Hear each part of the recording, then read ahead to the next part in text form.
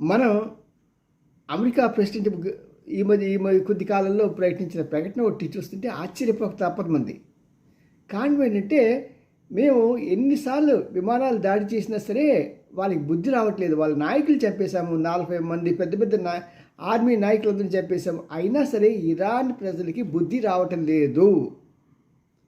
అందుకని చెప్పి ఈసారి మేమేం చేస్తున్నామంటే, త్వరలోనే మా పదాతి దళాన్ని మేము అక్కడ పంపిస్తున్నాము, వచ్చి అదంతా కూడా ప్రక్షాళన చేస్తాము, చేసి అక్కడ ఒక మంచి నాయకుడిని ఏర్పాటు వస్తాము అని అమెరికా ప్రెసిడెంట్ అన్నాడు. ఓ ప్రెసిడెంట్ నువ్వేనేంటి, నేను మాట్లాడతానని చెప్పి వాళ్ళ రక్షణ శాఖ మంత్రి కూడా ఇలాగే మాట్లాడాడు. బాగుంది, భలే భలే భలే. ఒక్కసారి మీ గత చరిత్ర మీకు తెలుసా? మీరు ఒకసారి జాగ్రత్త చూసుకున్నారంటే మీరు చేసిన దాడుల్లో మీరు ఎక్కడ గెలిచారండి? మీ యొక్క సిరియాలో మీరు ఎంతకాలం ఉన్నారు? సిరియాలో మీరు సాధించగలిగారా? అలాగే ఆఫ్ఘనిస్తాన్ ఉన్నారు, ఆఫ్ఘనిస్తాన్లో మీరు ఏం సాధించారు? లిబియాలో ఉన్నారు, లిబియాలో ఏం సాధించారు? ఆ తర్వాత ఇలాగ ఏ దేశం వెళ్ళినా సరే ఆ దేశంలో మీ సైనికుల్ని కోల్పోవటం తెప్పించి, మీ యొక్క సైనికుల భార్యని విధవలు చేయడం తెప్పించి మీరు గెలిచిన దాఖలాలే లేవండి.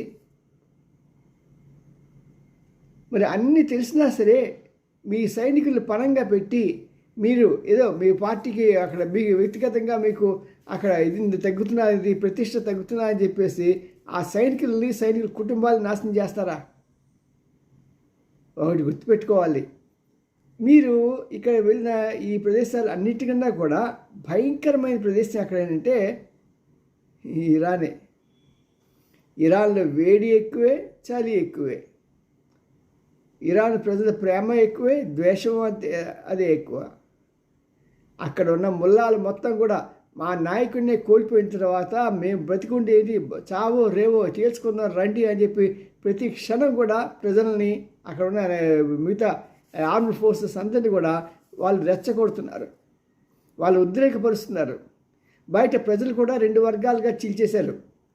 విత్తనాన్ని కోరుకునే యువతలు కొంతమంది ఉంటే వాళ్ళంతా కూడా ఈ ఇరాన్ దీనికి రిజిమ్కి వ్యతిరేకంగా వాళ్ళు పోరాటానికి రెడీ అవుతున్నారు. అలా కాకుండా ప్రభుత్వానికి సపోర్ట్ చేసే వాళ్ళు బయటకు వచ్చారు రోడ్డు మీదకి. మరి ఇలాంటి సమయంలో అమెరికా తన సైన్యాన్ని కోల్పోతుంటే, ఇప్పటికే సైన్యంలో ఎవరు చేరట్లేదు అమెరికాలో. బతిమాలుకున్నా సరే ఎక్కడా పనికిరానివాడు, ఒబసిటీతో ఉన్నవాడు, వాడు వీడు అలాంటి వాళ్ళు వస్తున్నారు, చెత్త చెదరం వస్తున్నారు, కానీ మంచి వాళ్ళు ఎవరు రావట్లా.